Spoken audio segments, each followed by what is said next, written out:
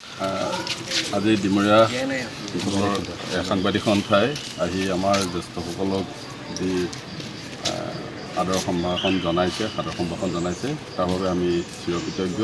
আৰু আমি সোণাপুৰ মহাবিদ্যালয় পৰিয়ালৰ তৰফৰ পৰা আমি সকলোকে ধন্যবাদ আৰু কৃতজ্ঞতা জনাইছোঁ। এইটো আমাৰ অসমীয়া সংস্কৃতিৰ, অসমীয়া জাতিৰ এটা আমাৰ পৰম্পৰা। আমাৰ জ্যেষ্ঠজনক কনিষ্ঠজনে আমাৰ যি শ্ৰদ্ধা ভক্তি দিয়ে আৰু আমি তাৰ বাবে আমি নথৈ আনন্দিত আৰু আমি সকলোকে ধন্যবাদ আৰু কৃতজ্ঞতা জনাইছোঁ। নিজৰ ঘৰলৈ নিজৰ মানুহ অহা যেন লাগিছে আৰু সাধাৰণতে মই ডেকা চামৰ মাজতে বেছি কটাওঁ আৰু ডেকা মানুহখিনি আহিছে, গতিকে অত্যন্ত ভাল লাগিছে।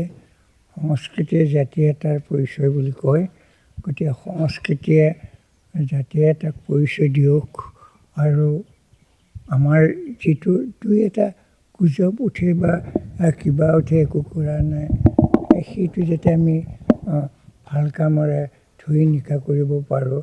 এইটো মই নকৰা বুলি কোৱা নাই, কিন্তু শুনা যায়। তথাপিও মই শ্ৰদ্ধাহে কৰোঁ, মোৰ অনুষ্ঠানটোক মই শ্ৰদ্ধাহে কৰোঁ। গতিকে এই শ্ৰদ্ধাৰ মাজেৰে মই আজিও সুঁৱৰিছোঁ, আপোনালোকক শ্ৰদ্ধা জনাইছোঁ আৰু এই নিশিনৰ ঘৰত অহাৰ কাৰণে মই অত্যন্ত সুখী হৈছোঁ।